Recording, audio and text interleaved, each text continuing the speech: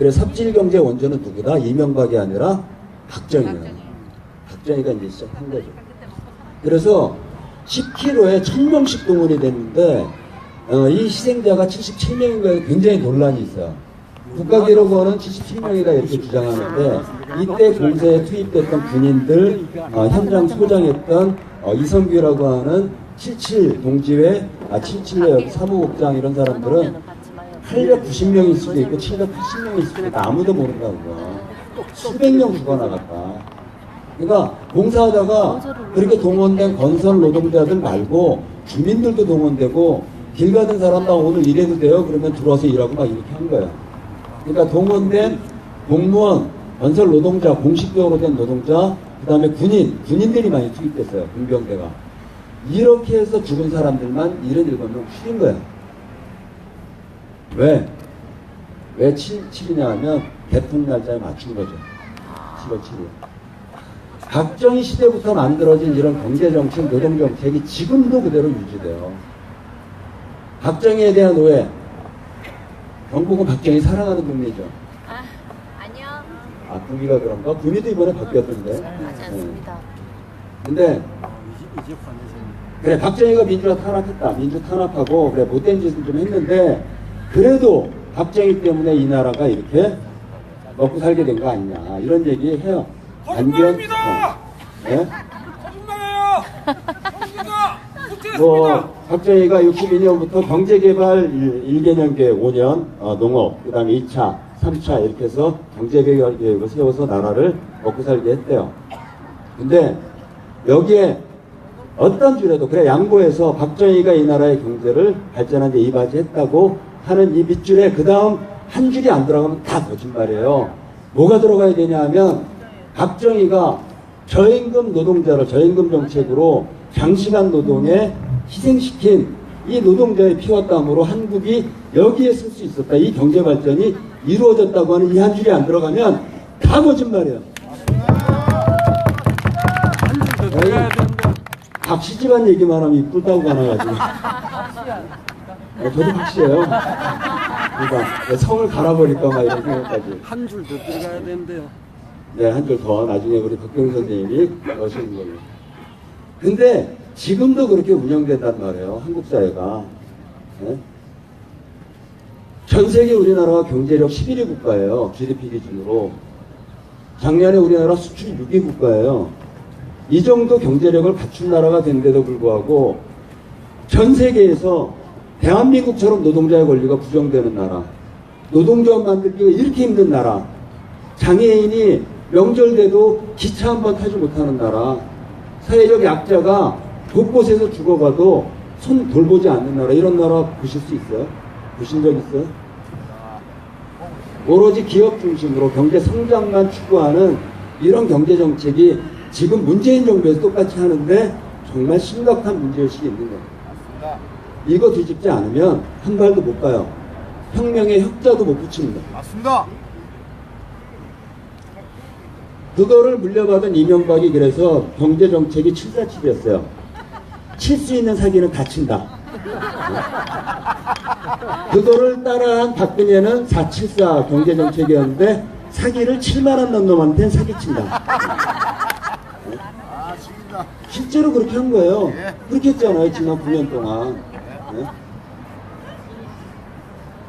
전 아무래도 노동운동을 했기 때문에 노동 문제로 한국 현실을 잠깐 그냥 좀 보면 지금 아시는 대로 대한민국의 쌍용 자동차 노동자들이 분향소를 차리고 국민들 분양받고 있습니다. 2009년에 쌍용 자동차 노동자들 2646명을 해고할 때 회계도 조작했어요. 근로기준법상에 이 회사가 부실이다 이렇게 하면 합법적으로 정리해고를 시킬 수 있게 돼 있으니까 회계를 조작했어요.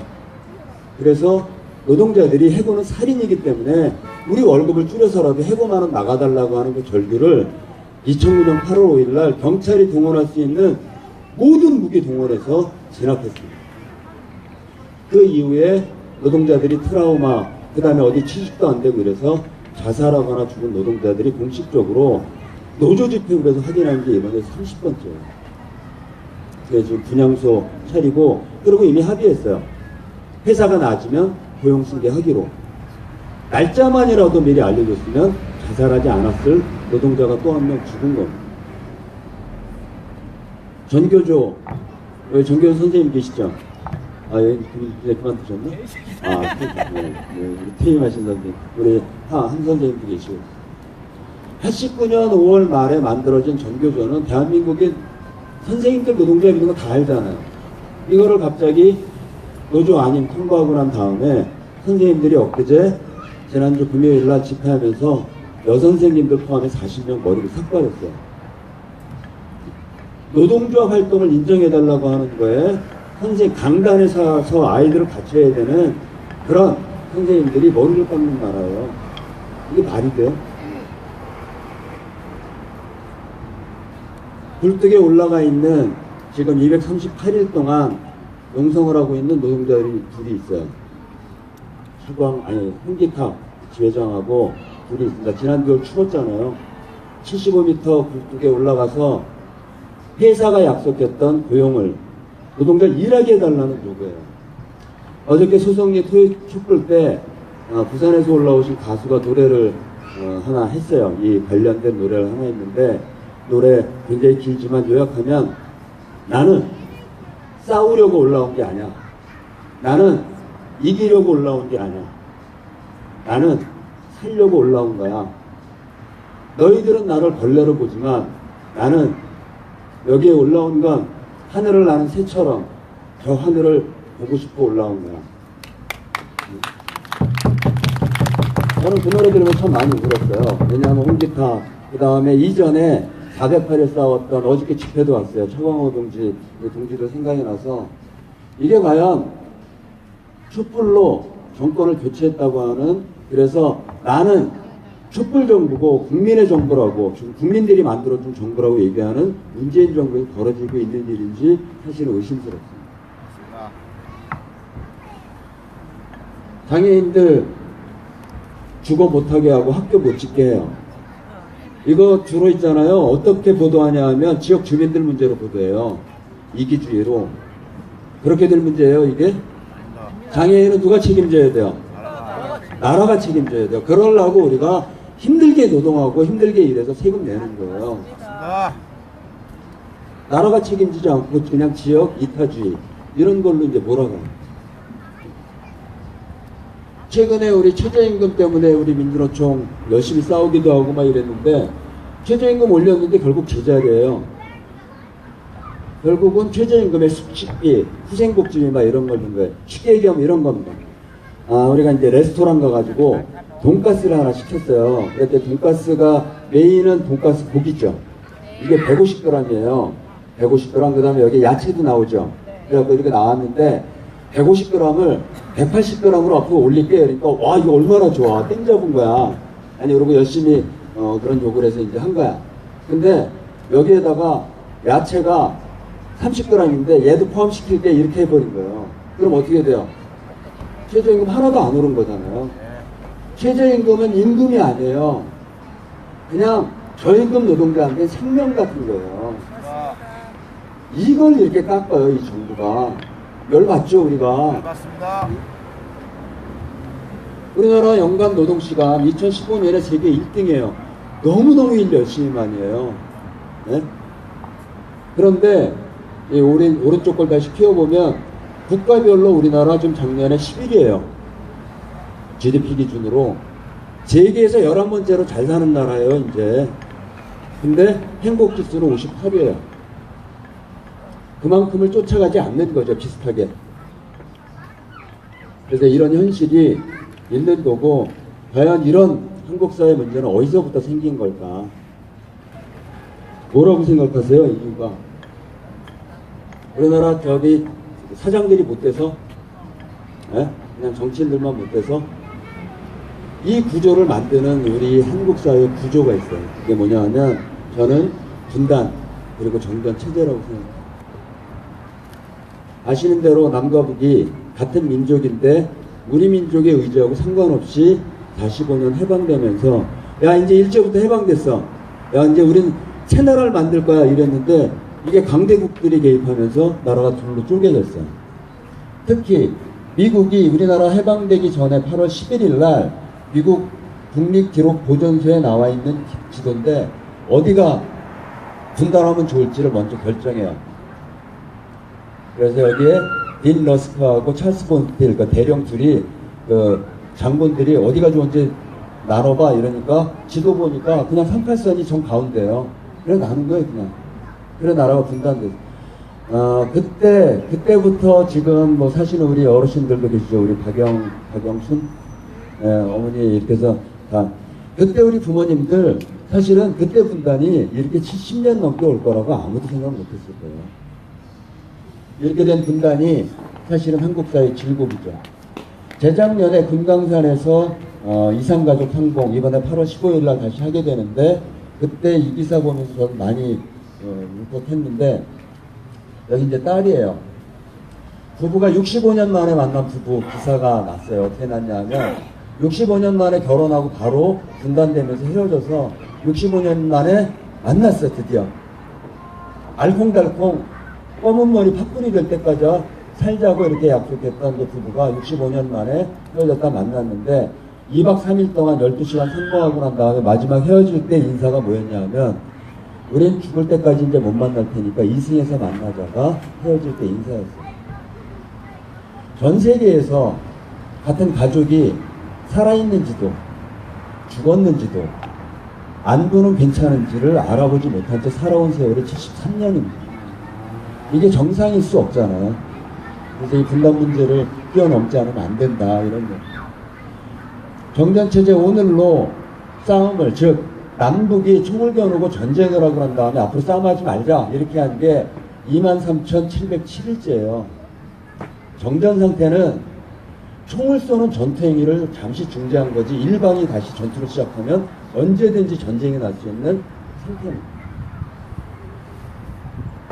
그러니까 이런 전쟁 상태는 북은 북대로 한미동맹으로 북을 위협하고 있는 남에 대해서 장사정포를 거누고 여기는 한미동맹이 군사훈련하면서 북을 억압하고 그 다음에 봉쇄하고 이런 대립이 지난 65년 동안 진행되어 온 거죠. 이 문제는 우리한테 어떤 문제로 온 거냐면 노동자 민중이 요구하는 걸 억누를 수 있는 기제가 된 거예요. 노동자들이 노동조합 만들고 파업을 하고 임금 인상을 요구하면 이렇게 할 수 있었죠. 야, 안보가 불안하고 북이 언제 쳐내려올지 모르는데 이 무식한 노동자들이 파업을 하고 임금 인상을 하고 쌈박질을 해? 때려! 잡을 수 있었어요. 지금은 좀 낮았다고 하지만 아니 낮았나? 쌍용차 노동자들이 진실규명하고 싸우는데 뭐라 그랬어요?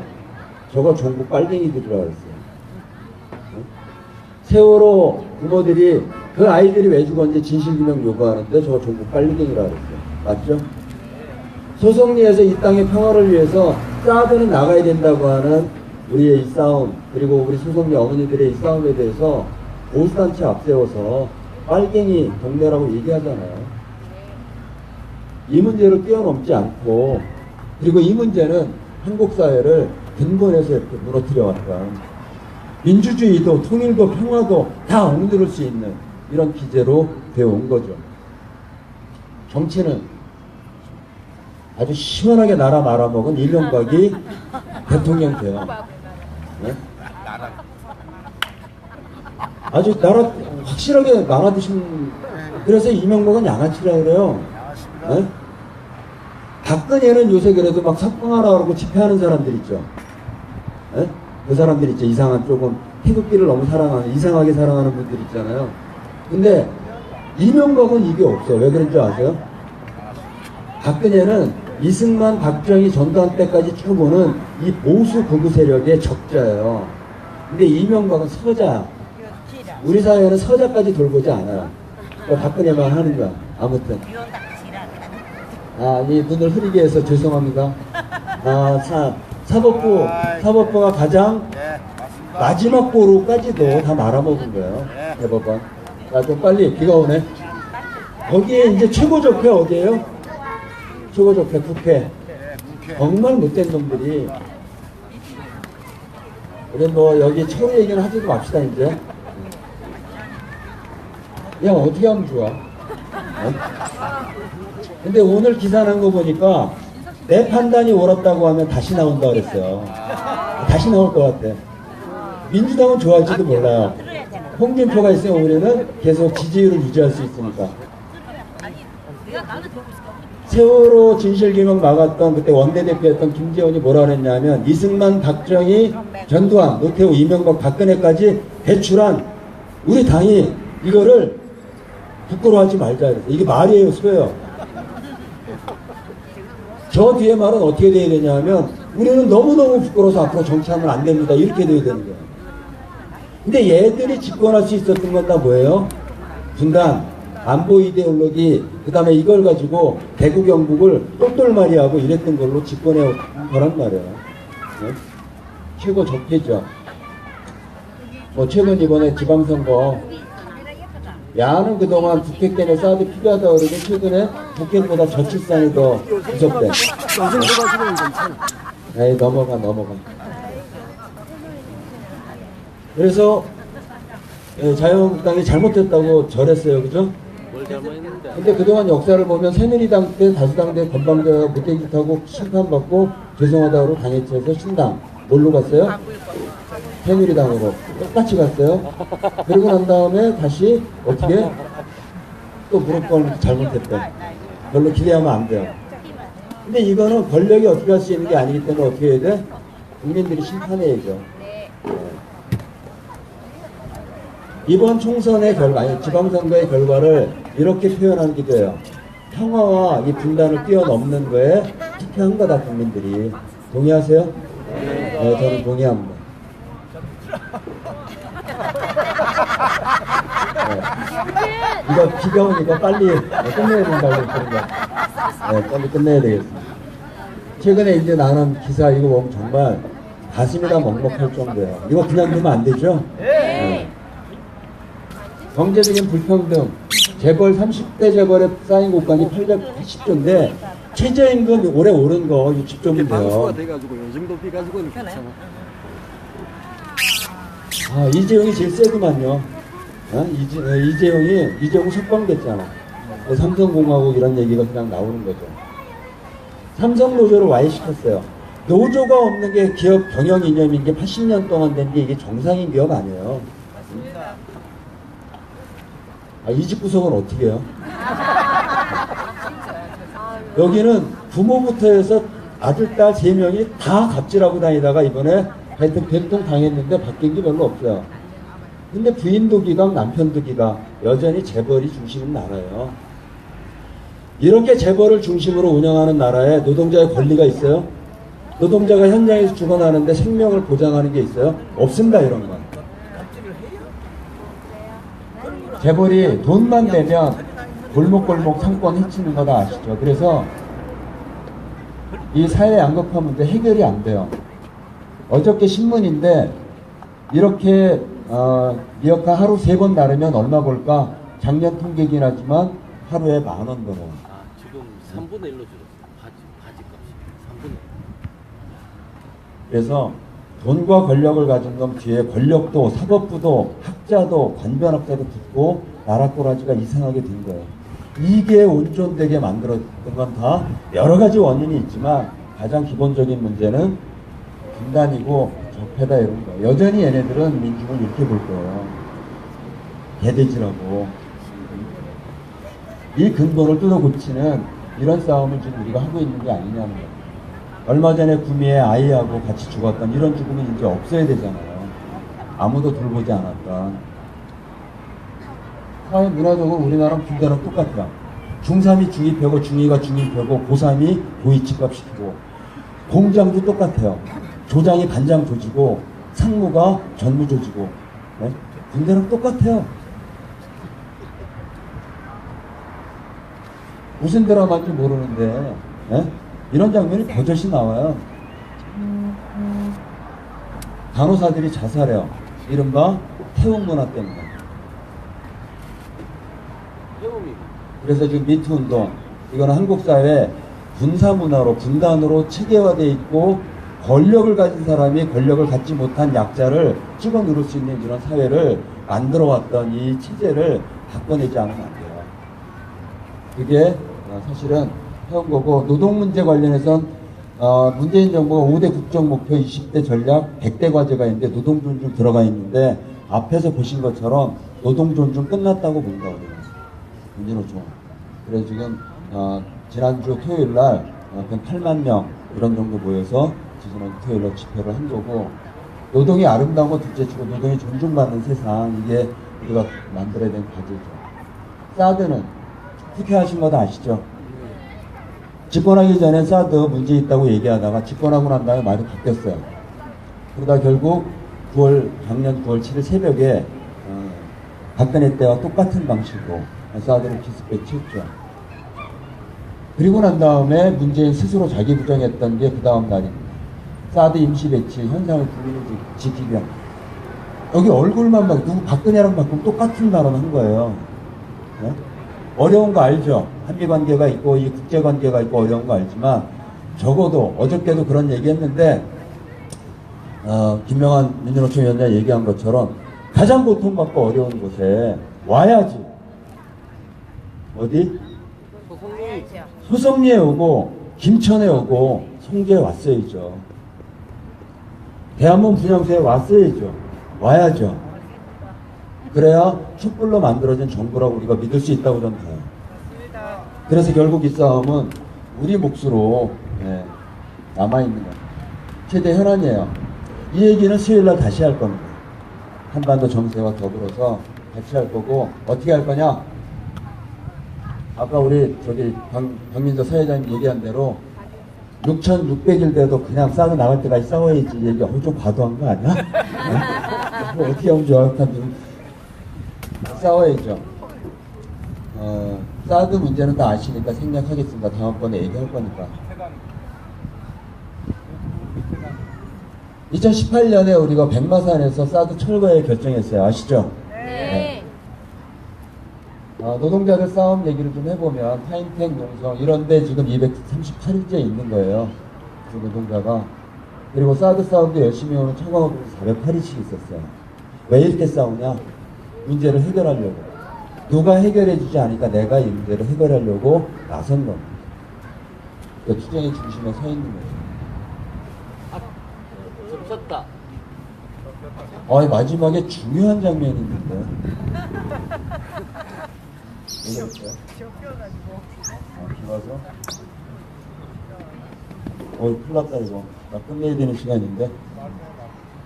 말로. 근데 마지막은 장면을 봐야 돼요.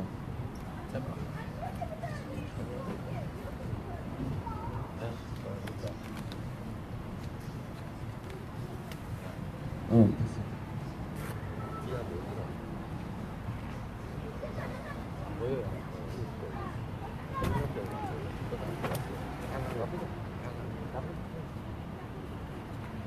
내가 해볼게, 내가 해볼게. 비 먹어서 안 되네. 우리가 2년 동안 집회하면서 수도 없는 방송사고 보셨죠?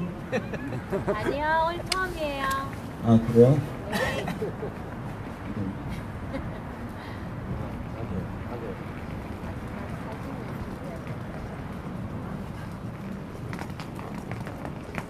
이거 이상하게 나간다, 이게.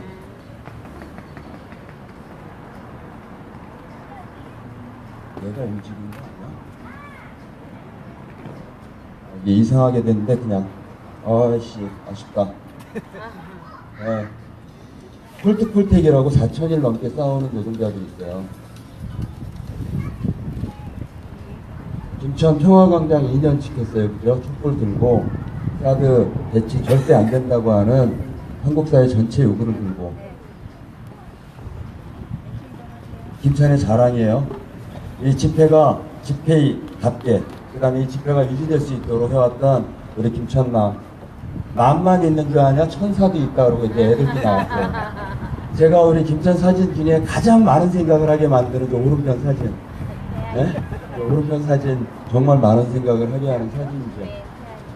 애들만 있는 줄 알아. 청소년도 있어. 민성이하고 가연이하고 서울 많이 올라왔어요. 이 집회를 운영하는데 가장 고생했던 사람들은 저는 운영팀이라고 생각해요. 운영팀에 박수 한번 치시죠. 이 운영은 2년을, 운영팀이 지금 멘붕이에요. 6시 반만 되면 갑자기 할 일이 없어가지고, 저녁 있는 삶보다 이 광장 어떻게 해야지, 뭐 이런. 근데 저녁 있는 삶 대단히 필요합니다. 그래야 싸움을 길게 할 수 있기 때문에. 그리고 가장 중요한, 이 광장의 바위처럼 있던 우리 어머니들이 이 광장을 지키시는 거라고 저는 믿습니다.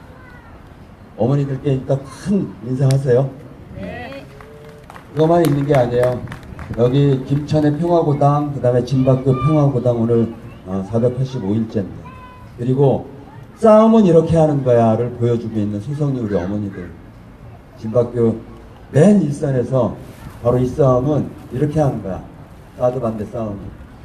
소성리 어머니들이 이처럼, 그러면 김천이 잇몸으로 이 싸움을 감싸고 있고, 또 거꾸로 김천의 싸움이 소성리에는 큰 힘이 되는 이런 힘으로 이 싸움 주체로 이어가고 있다고 생각합니다. 연대단이 또 오죠. 이 소성리를 그냥 둘 수 없고 사드 반대 반드시 해야 되기 때문에 평화를 실현하려고 하는 이 싸움들은 결국 최근에 이런 남북 정상회담, 북미 정상회담이라고 하는 정세를 통해서 결국 나가게 될 건데 이 과정이 조금 더 필요할 거라고 봅니다. 지난 우리 역사 결국은 우리가 써오는 이런 거고 사드철의 평화실현 지배 권력은 그 권력을 유지하려고 어떻든 그걸 유지하려고 했지만 역사의 물줄기는 싸움을 통해서 투쟁을 통해서 바꿔왔어요. 누가? 바로 우리들의 투쟁이 그걸 바꿔왔습니다. 사드 처음 배치됐을 때 깜깜했잖아요. 이거 어떻게 하지? 지난 2년 동안 이런 힘으로 싸웠다고 생각해요. 글씨가 보일지 몰라서 제가 읽어드리겠습니다. 맨 위에는 전태일이라고 노동운동의 불꽃이었던 전태일 열사 글이에요. 사람들의 공통된 가장 큰 약점은 희망감이 적다는 거다. 톱니바퀴는 한번 돌면 거꾸로 돌지 않는다. 한 가지 뜻을 세우고 앞으로 가라. 잘못도 있겠지. 실패도 있겠지만 앞으로 일어나 가자. 에릭 홉스몸이 얘기했어요. 시대가 아무리 마음에 안 들더라도 아직은 무기를 놓지 말자. 사회는 여전히 구탄하고 맞서 싸워야 하기 때문이다. 세상이 바뀌는 걸 원하는가? 그 세상을 바꾸는데 그대가 맨 앞에 서야만 세상은 바뀐다. 그런 싸움을 김천이 해온 거예요. 그래서 많이 그 어둠을 없앤 거예요. 근데 조금 남았어. 조금. 네? 그래서 우리가 이 팔찌 차고 있는 거 그냥 차고 있는 게 아니잖아요. 사드 반드시 철회시키고 우리가 원했던 평화의 세상, 우리가 원했던 일상, 그리고 정말 아이들을 위한 꿈의 세상 만들고자 손 잡았던 거 이거 놓지 않고 철회될 때까지 반드시 이 싸움 승리까지 몰고 가고 그걸 위한 정세 이해는 수요일날 다시 하도록 하겠습니다. 수고하셨습니다. 예, 민주노총 교육국장님이신 박성민 국장님한테 다시 한번 박수 한번 주십시오. 예, 뭐 시간 다 됐다고 그렇게 좋아하실 거 없습니다. 버스가 안 오기 때문에 마치는 거 제 마음대로 마치도록 하겠습니다. 예, 마지막 순서로 율동 선사 모시도록 하겠습니다. 큰 박수 한번 주십시오.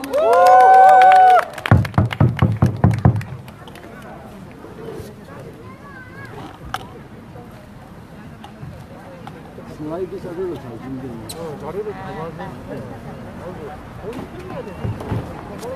좋아요.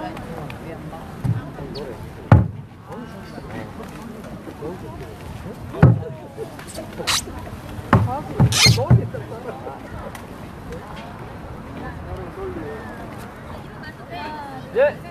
예.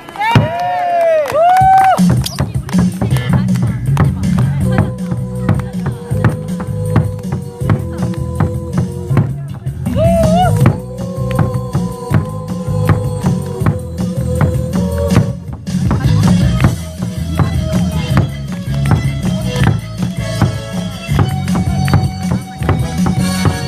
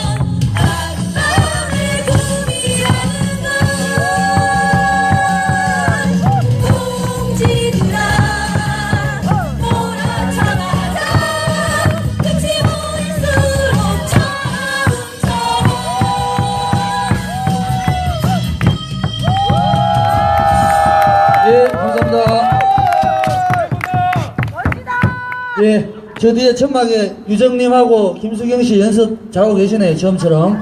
예, 2주 후에 뵙도록 하겠습니다. 앞에서 연습 계속하시고. 예, 성주 소송에서 오신 분들 고생 많으셨고요. 감사드립니다.